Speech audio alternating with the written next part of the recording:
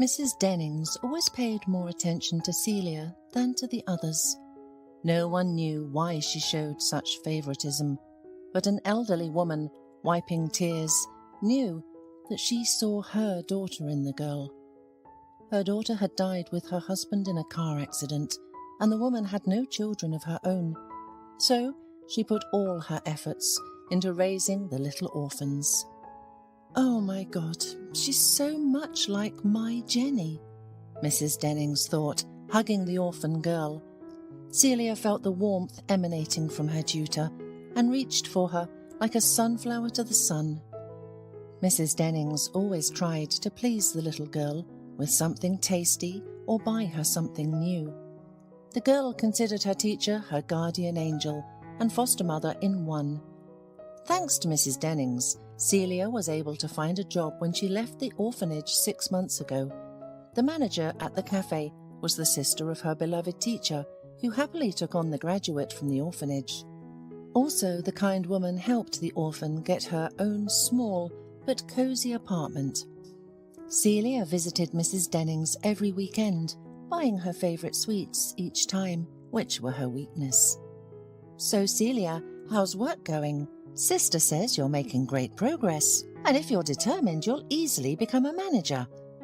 "Yes, I'm trying. Besides, I can't let you down, Mrs. Dennings." "Well, have you found a groom for yourself yet? Why are you hiding your pretty eyes? I know it's a young thing. Anything can happen."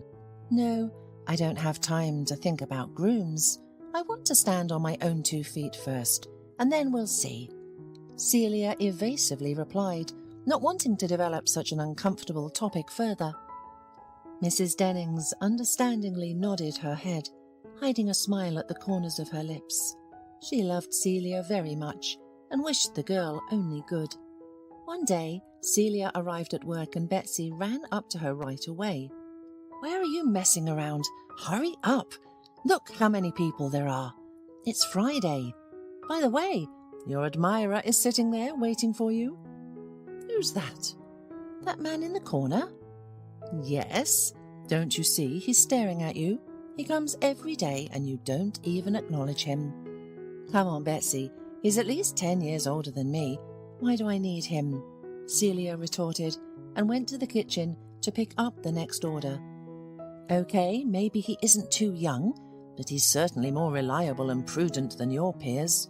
With him, you'll be like behind the rock," Betsy said after her departing friend. Celia didn't know the name of her secret admirer, but she knew that the man came every day for a month, invariably ordering a cup of coffee. "Thank you very much, Celia," the stranger said. "You're welcome," replied the waitress with a charming smile. The stranger smiled back, and Celia felt warmth and tenderness in his eyes. As she returned to the counter, she felt as though she were floating on cloud 9, flattered by such attention from a customer. Oh, if only there were more like him. Look at those drunk rich guys at the nearby table. They've completely lost their manners. "It's disgusting, but we still have to serve them," whispered Betsy, and nodded in the direction. Celia looked over and saw the impudent group of wealthy young men spending their parents' money, laughing and speaking louder than necessary. Cafe visitors glanced at the young men from time to time, but didn't attempt to object. Some were afraid, while others simply didn't want to invite trouble. Only the visitor who drank his usual evening coffee looked at the rich kids with obvious disapproval. Meanwhile, Celia decided to make a remark to the disturbers of peace. "I'm sorry, but could you please speak a little quieter? You're not the only ones in the cafe, and you're disturbing other visitors." "As we want, we'll speak. We paid for our order, so what complaints could anyone have against us? And everyone who is not satisfied can leave," one of the rich guys sarcastically replied, who apparently was the troublemaker in the group. "It's not up to you to decide who belongs here and who doesn't," Celia replied, irritated by the impudent tone of the rude man. "Hey, who do you think you are, acting like a queen here, huh? You're just a regular servant. Bring us our order." Celia decided not to argue and not to escalate the unpleasant situation any further. However, the rich man, who was offended by the waitress's comments, harboured anger towards her, waiting for a convenient moment to take it out on the hapless girl. After finishing her shift, Celia hurried home, unaware that a trio of impudent men had followed her, eager to take revenge on the defiant waitress. "Hey, you! What's your name? Stop!" one of the guys yelled, grabbing the girl's hand. "Let me go! How dare you!" shouted Celia, looking around frantically. But there was no one to help her. Betsy lived in another part of the city and was probably halfway home by now. Meanwhile, the men surrounded the girl, becoming more and more aggressive. Suddenly, a tall, burly figure appeared behind them and began pushing the drunken men aside. A fight broke out, and Celia's defender had a tough time. The girl wanted to help the stranger and began screaming and calling for help. The rich men were momentarily taken aback and started looking around. This delay was enough for Celia and her defender to break free from the clutches of the enraged men. Turning the corner, they ran through the courtyards to quickly get away from their... Only when they were finally safe did they catch their breath. Throughout all this time, Celia did not see the face of her saviour, but under the light of a street lamp, she was able to examine him more closely. To Celia's surprise, it was the same man who always drank coffee. "Thank you.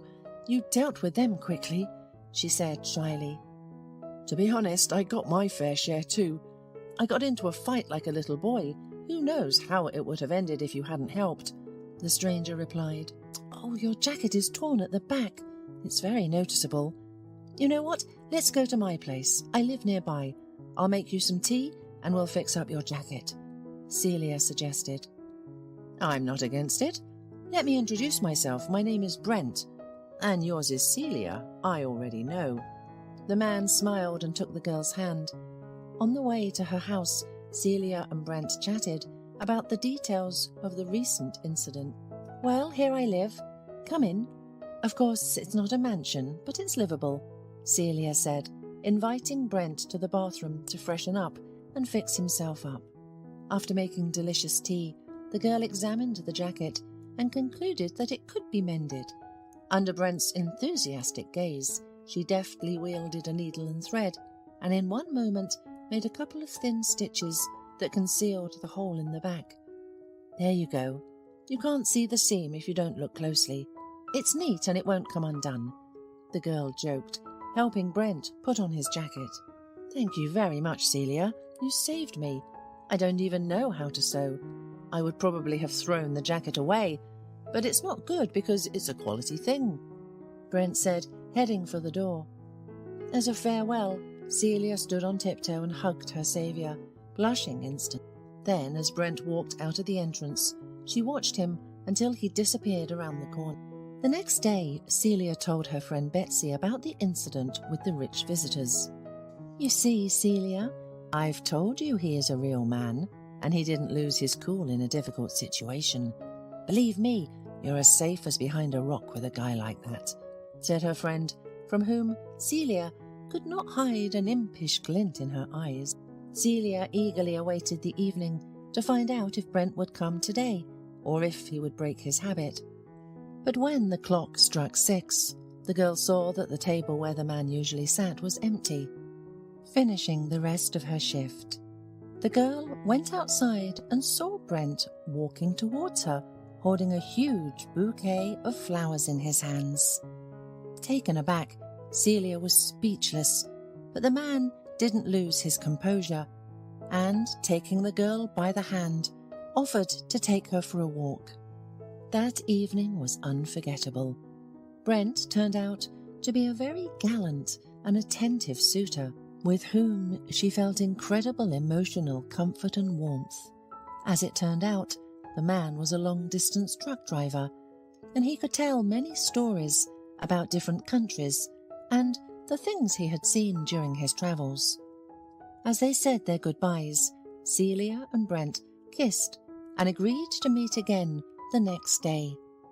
From then on, The couple started seeing each other every day, except when Brent had to leave for work. Every time he was away on the road, Celia worried and got nervous. She felt that she had found someone she could lean on and know that everything was all right. She was drawn to Brent every minute, and she knew that the feelings were mutual. He loved her sincerely and took care of her, as evidenced by his every gesture and look. Sleepless nights, warm embraces, kisses, and romantic rendezvous slowly and surely led the young couple to the wedding. However, Celia always had a feeling of understatement. She felt that something was bothering Brent from within, and he didn't know how to talk about it. One evening, sitting on a bench under a spreading maple tree in the park, Brent gathered the courage to tell Celia about his past. "Celia, I didn't know how to tell you all this time. You see, I was married. My wife, she died during childbirth, and I was left alone with 3 kids." "3?" Celia whispered in shock. "Yes, Celia, I have 3 kids. Twin boys, Jack and Blair, and the youngest, Kate. My wife died giving birth to her." "How did you manage all this time alone?" asked Celia, who couldn't get over such news. "Well, I got used to it. My mother left me in an orphanage and ran away with a biker many years ago. She didn't need me either, just like your mother didn't need you. But I will never put the children in an orphanage. Celia, you probably won't marry me now, will you, with such a burden?" Brent asked, sadly smiling. "Well, if that's an official proposal, I'll go for it." "Why not? I'm an orphan myself, and I know that kids need a mother, especially little ones," Celia said. "Thank you, my dear. I was sure you would understand me," Brent said joyfully and hugged his beloved girlfriend. No matter how much Betsy tried to dissuade Celia from such a serious step, it was all in vain. "Celia, why do you need this man with so many children? Aren't you thinking about your own future? Are you ready to raise someone else's kids?" "Well, you quickly changed your mind, Betsy.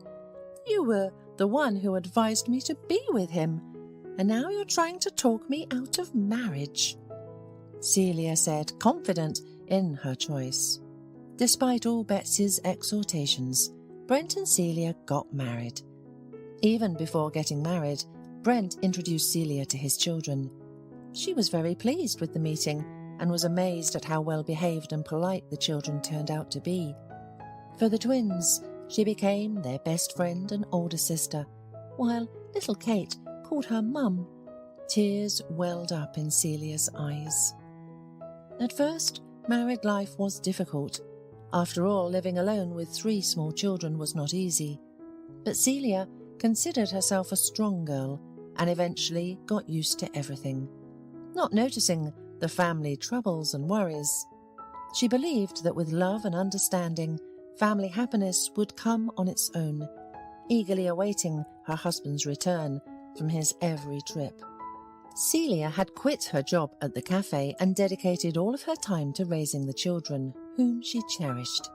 One evening during dinner, she noticed a scar on her husband's hand in the shape of a cross. She had long wanted to ask where it came from. "Honey, what's that mark on your hand?"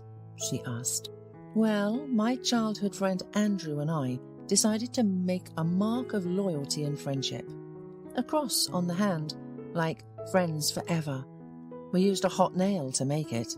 He has one just like it," Brent answered, embarrassed about his childishness. "Where is he now, your friend?" Celia asked. "I don't know, Celia. Life scattered us in different directions after the orphanage. Everyone has their own life now," Brent replied, unaware of the important role this confession would play in the future. Unfortunately, Celia's family happiness did not last long. Only 3 years full of love, care, and mutual understanding. Celia had grown attached to the children, and they all called her Mum in unison. It seemed that happiness was within reach. But misfortune came to Celia's home uninvited, plunging her life into a sea of sorrow and suffering. During his last trip, Brent's heavy trailer collided head-on with a dump truck who had crossed over into oncoming traffic. It was early morning and the dump truck driver simply fell asleep at the wheel, unaware that in a moment he would become the cause of a terrible accident. The news of her husband's death shocked Celia. The woman did not know how to cope with the overwhelming grief and relied solely on antidepressants and calming injections. She vaguely remembered the funeral, and all subsequent days seemed like a painful nightmare to her. Betsy, who had been by her friend's side the whole time, supported her as best she could, although sometimes she suggested completely unacceptable things to Celia. "Celia, put the kids in an orphanage." "But where will you go with 3 of them? Huh? You'll wear yourself out. You'll ruin yourself and them." "I won't give my children to anyone. They are mine, understand? They can't go to an orphanage. I'll give up my last breath, but I'll put them on their feet. They are my flesh and blood. In memory of Brent, you know," Celia said, crying. Betsy just shook her head, understanding that she couldn't dissuade her friend. A year flew by unnoticed. During this time, Celia wore the prescribed mourning and lit candles in the church to make Brent feel more at peace in the afterlife. Realizing that she needed to get the children on their feet, the young widow decided to find a job. However, she didn't return to the cafe. The schedule didn't suit her. Thanks to Betsy's help, Celia landed a job as an assistant secretary in a real estate company. The work was no easier than her previous job at the cafe, and she had plenty of worries. But that was all Celia needed. Immersed in work, she had no time to think about Brent and her difficult fate. Days went by, and the woman gradually got used to the rhythm of office work and became a valued member of the team. One day, while bringing documents for the department head to sign, Celia noticed a button on the sleeve of his shirt had come undone, revealing a scar identical to her husband's. Overwhelmed, she dropped the papers. "I'm sorry, is everything okay?" Andrew asked. I don't know how to say this. The scar on your hand, you know?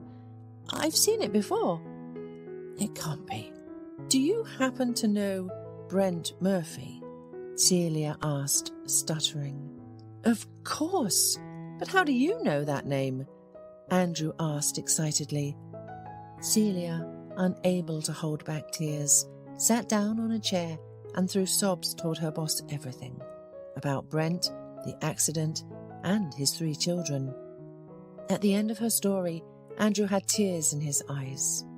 He realized that he was facing the wife of his deceased friend, Brent, with whom they had been bound by a childhood oath.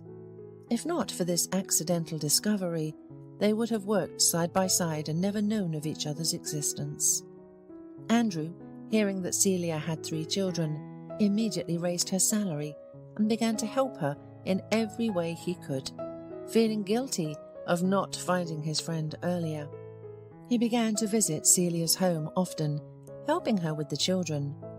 Andrew even resembled Brent, and little Kate always called him Daddy.